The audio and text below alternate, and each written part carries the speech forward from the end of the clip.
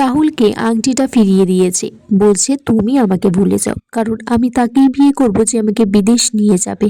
এত দামি আংটিটা তোমাকে ফিরিয়ে দিলাম কারণ আমার কাছে আমার স্বপ্নটা বেশি দামি। 7 দিনের মধ্যে আমার দিদির বিয়ে, তার মধ্যে যদি তুমি আমার কাছে ভিসা নিয়ে আসতে পারো বিদেশের, তাহলেই আমি বিয়ে করব। রাহুল বলছে আমি ব্যবস্থা করছি ওখানে চাকরি খোঁজার জন্য, কিছুদিন সময় লাগবে, আমি কথা দিচ্ছি তোমায় আমি বিদেশ নিয়ে যাব। রাহুল তারপর রাহিকে বলছে যে সে তিতলিকে বিদেশ নিয়ে যেতে চাই।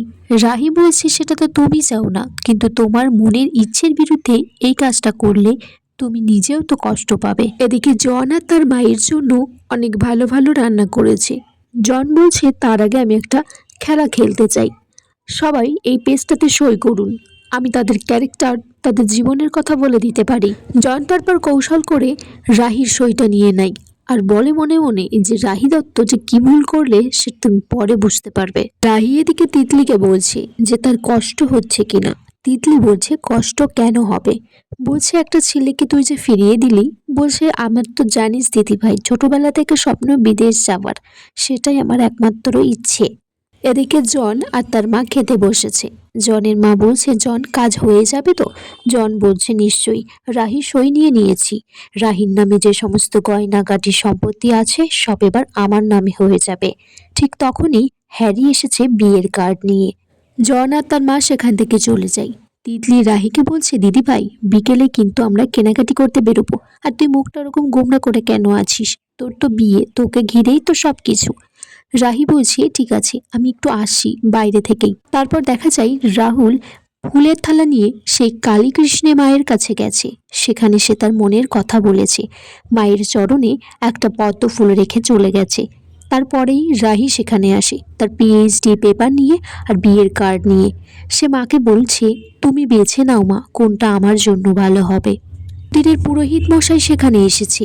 তারপর সেই মায়ের চরণের যে ফুলটা রাহুল রেখেছিল সেটাই সে রাহিকে দিয়ে বলে যে মায়ের চরণের ফুল নিয়ে যাও, তোমার বিপদ তোমার সবকিছু সমস্যার সমাধান হয়ে যাবে। এদিকে রাহুল বাড়িতে ফিরেছে। রাহুলের বাবা চা খাচ্ছে। রাহুল কারোর কোনো কথা না শুনে উপরে চলে যায়। রাহুলের বাবা এসেছে, বলছে যে তোরা সবাই দেখছি এখানেই আছিস। রাহুল তখন তার বাবাকে সব সত্যিটা বলে দিতে যাবে, কিন্তু রাহুলের ভাই বলছে বাবা ও একটা ন্যাশনাল প্লেয়ারের সাথে খেলা আছে তো তাই তার বিরুদ্ধে একটু ভয় পাচ্ছে, এখনও যে ভয় পায়। রাহুলের বাবা তারপর বলছে যে তোমার জন্য একটা সারপ্রাইজ আছে, অপেক্ষা করো। সেখান থেকে চলে যায়। রাহুলের ভাই বলছে এখনই তো বোমাটা ফাটতে যাচ্ছিল, আমি তো বাজিয়ে দিলাম তোকে। রাহুল বলছে আজ নয় কাল তো তোকে বলতেই হতো। বন্ধুরা, আগামী পর্বে দেখা যায় রাহি জনকে ফোন করে বলছে যে সন্ধ্যাবেলা আমাদের বাড়িতে এসে দেখা করতে।